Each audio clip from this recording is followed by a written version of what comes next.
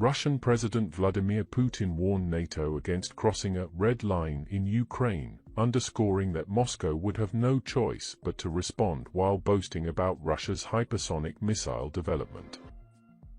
Putin said that the deployment of NATO troops or advanced missile systems on Ukrainian soil that could strike Moscow within minutes would be a step too far for Russia. NATO has not taken any steps along these lines. Putin said, if some kind of strike systems appear on the territory of Ukraine, the flight time to Moscow will be 7 to 10 minutes, and 5 minutes in the case of a hypersonic weapon being deployed. Putin has also said the Zircon hypersonic cruise missile, which is poised to enter service with the Russian Navy in 2022, is capable of flying 9 times the speed of sound and has a range of roughly 620 miles. Putin emphasized that the missile could reach some targets within just 5 minutes. Hypersonic missiles are designed to be virtually unstoppable and are capable of flying at least 5 times the speed of sound. The US, Russia, and China are locked in a global arms race to develop hypersonic weapons. A top Space Force official said that the US is not as advanced as the Chinese or the Russians in terms of hypersonic programs. Ukrainian and Western officials have worried about a Russian troop buildup near Ukraine, fearing it could herald an invasion. But Moscow has insisted it has no such intention and accused Ukraine and its Western backers of making up the claims to cover up their own allegedly aggressive designs. U.S. Secretary of State Antony Blinken warned Russian Foreign Minister Sergei Lavrov at their meeting in Stockholm that if Russia decides to pursue confrontation, there will be serious consequences, adding that the best way to avert a crisis is through diplomacy. Kremlin spokesman Dmitry Peskov said in Moscow that the Ukrainian authorities' aggressive and increasingly intensive provocative action on the line of contact gives grounds for concerns about a possible flare-up of hostilities.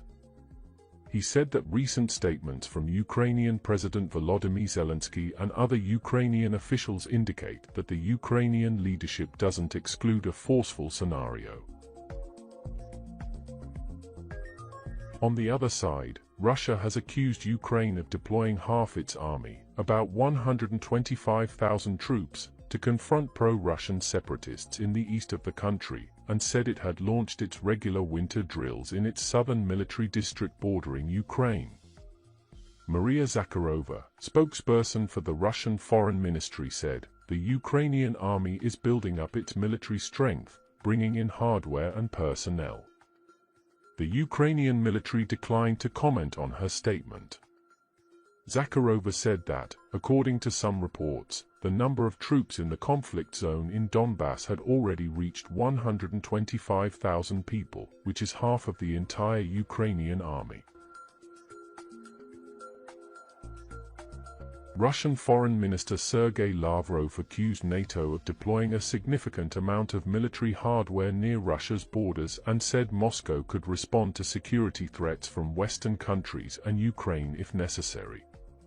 Contrarily, US, NATO, and Ukrainian officials have raised the alarm in recent weeks over what they say are unusual Russian troop movements near the border with Ukraine, and have suggested that Moscow might be preparing to launch an attack.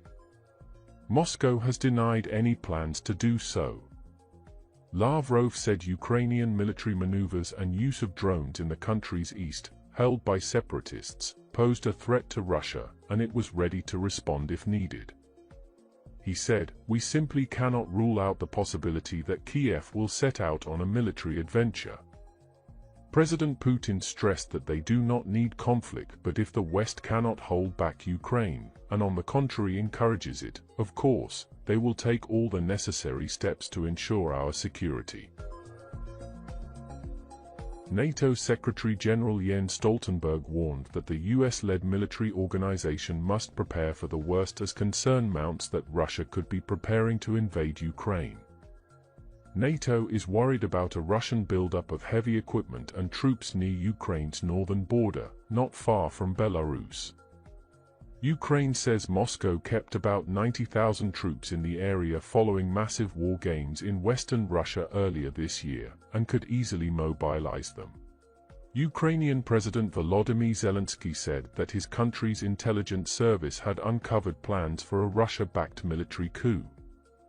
Russia denied the allegation and rejected the assertion that it is planning to invade Ukraine.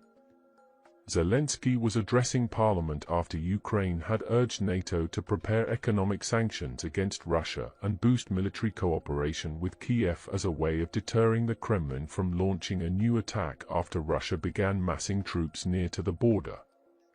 He said, "We must tell the truth, that we will not be able to stop the war without direct negotiations with Russia, and today this has already been recognized by all external partners." On the other side, Zelensky's administration said it had tried to arrange in-person talks between the president and Russian leader Vladimir Putin, but that its requests had been ignored. The Kremlin has said that Putin is not against the idea of talks with Zelensky, but that Moscow would want to see a proper agenda prepared for a meeting. The United States has shared intelligence with European allies warning of a possible invasion. European diplomats acknowledge the Russian troop movements, but some countries have played down the threat of any imminent invasion ordered by Moscow. U.S. Secretary of State Antony Blinken said, "We are very concerned about the movements we've seen along Ukraine's border. We know that Russia often combines those efforts with internal efforts to destabilize a country. That's part of the playbook, and we're looking at it very closely." Additionally, German Foreign Minister Heiko Maas also said Russia would have to pay a high price for any form of aggression. Honest and sustainable de-escalation steps, which can only go via the route of talks, are all the more important now. NATO and the United States have both issued stark warnings to Russia in recent weeks that it would pay a high price for any new military aggression, amid worries that the simmering conflict in eastern Ukraine could erupt into open war between the two neighbors. NATO's Secretary-General Jens Stoltenberg said, "We have a wide range of options to make sure that Russia will be confronted with serious consequences if they once again use force against an independent sovereign nation, Ukraine." Ukraine is not a member of NATO, but the US-led alliance has said it is committed to preserving the sovereignty of the former Soviet Republic, which has tilted towards the West since 2014 and aspires to join both NATO and the European Union. Ukraine has centuries of shared history with Russia, and Moscow keenly resents its westward tilt since a pro-Russian president was ousted in a revolution in 2014. Its current aspiration to join both the European Union and NATO have made it the main flashpoint in Russia's deteriorating relations with the West. The two ex-Soviet neighbors have remained locked in a tense tug-of-war after Russia annexed Ukraine's Crimean Peninsula in 2014 following the ouster of the country's Kremlin-friendly president and threw its weight behind a separatist insurgency in Ukraine's eastern industrial heartland, known as the Donbass. More than 14,000 people have died in the fighting. The U.S. has provided over $2.5 billion in security assistance to Ukraine since 2014, and there's bipartisan support in Congress for increasing that aid. Consequently, all parties are accusing each other of soldier deployment at the Ukraine-Russia border. In your opinion, who is right?